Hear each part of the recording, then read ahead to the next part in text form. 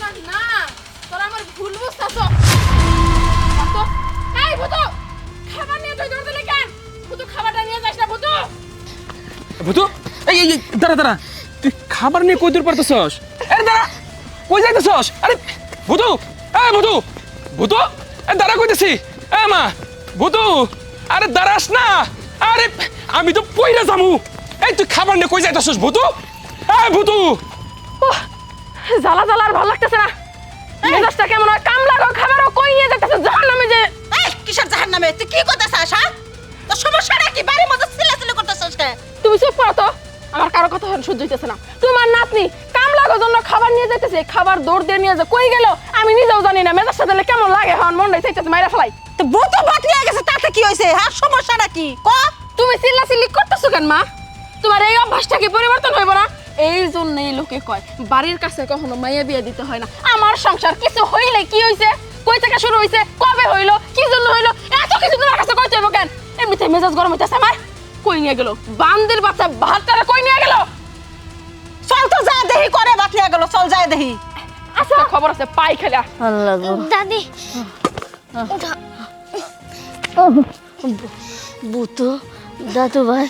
তুই কেনে গেছিস ধরো দাদি তুমি তো সারাদিন ধরে কোনো কিছু খাও নাই তাই তোমার জন্য খিচুড়ি নিয়ে আইছি দাদু ভাই যে পোলারে আমি 10 মাস 10 দিন পেটে রাখছি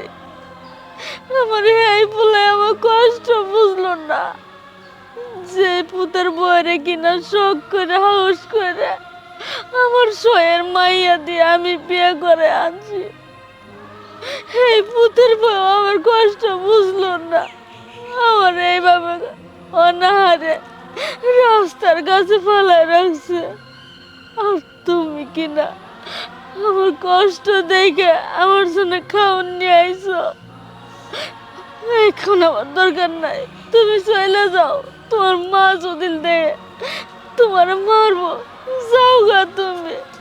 দাদি তুমি এত কথা কর না আব্বা আর মামা মারো কাটো কাজ যাই করো তুমি আগে খাও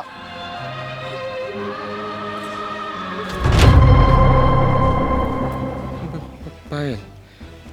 চুপ ভূতু একদম চুপ তোমার মারে তোমার মাইয়া তো ঢং কইরা কইরা খাওয়াই দিতাছে তুমি এখানে মূর্তির মতো দাঁড়াইছো কেন হ্যাঁ খাবারের প্লেটটা এখনো ফালাই দাও না কেন বুড়ি বয়স হয়েছে না গিলা কমে নাই পায়েল তোমার হাতে ধরি কিছু করো না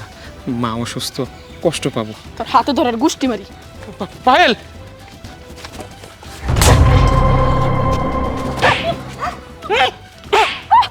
বান্দির বাচ্চা তোর এত বড় সাহস তোর শাশুড়িকে তুই থাপ্পড় মারলি খাবার গুলো মাটিতে ফেলাই দিলি এত বড় সাহস তোকে আমি জন্ম দিয়েছিলাম মনটা কইতাছে আমার পেটের না আমার পেটের মধ্যে নিজের বেরোতে করে সানসেন করে ফেলাই শয়তান নিয়ে কোথাকার হ্যাঁ তুই কি করলি এ কি করলি এই এই তুমি কি মন পোলা গো নিজের বউকে শাসন করতে পারো না তুমি কেমন পোলা চুপ কর দেখো মা এইটা আমার সংসার আমার সংসার আমি কি করবো না করবো সেটা আমার ব্যক্তিগত ব্যাপার তুমি মাইয়া বিয়া দিছো তোমার দায়িত্ব শেষ তুমি তোমার মাইয়ার সংসারে না গলাবার কে হ্যাঁ তোমার মতো মা না আমি কাতারও ধরি না তুমি যাও এখান থেকে যাও আমার সংসারের দায়িত্ব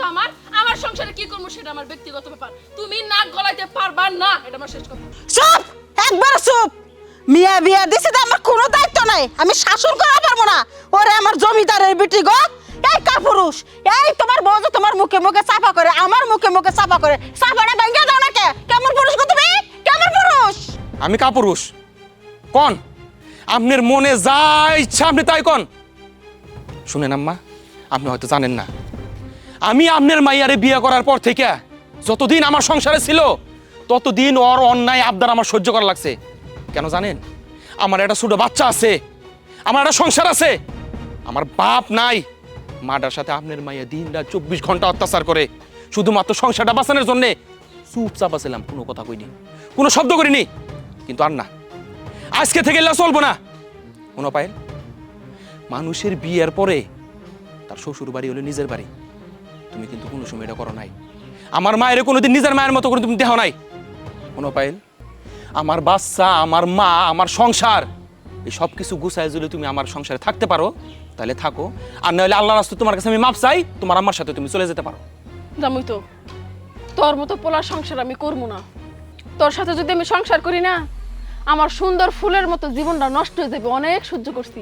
আর সহ্য করবো না। তুই তোর মায়ের নিয়ে তোর মারে নিয়ে বাড়িতে থাক। আমার দুই চোখ যেদিকে যাবি সেদিকে যাবো। দরকার পর অন্য একটা পোলারে বিয়ে করে সুখে শান্তিতে সংসার করবো। তোর মতো বস্তির সংসার আমি করবো না। তোর যা করার তুই তাই কইরা নি। হারামজাদে মিয়া, আমার বাড়িতেই তো যাবি। হ্যাঁ, আমার বাড়িতে যাবি না, খালি ঢুকতে থাক, তোর ঠ্যাং বাইরে ভাঙু। এই হলো আপনার মাইয়ার ক্যারেক্টার, এটাই ক্যারেক্টার। আর এই মাইয়ারে নিয়ে আমি সংসার করতেছি। আপনার মাইয়া তো না, আর নাগিন। সামলান, এখন পর্যন্ত সময় আছে। যদি শিক্ষার মতো দিয়ে আমার মতো সংসারে পাঠাইতে পারেন পাঠাবেন, আর নইলে আমার দরকার নাই। 100 বার কইছিলাম আমার মেয়েরা তোর পোলার বউ করিস না। এখন তো বুঝছাস, এনে যায় ঘরে জায়গা দেয় না, বাইরে জায়গা দেয়। জামাই বাবাজি, আমার শরীরে না ডাক্তারের কাছে যাও, আমি মেয়ে জাত করে নিই।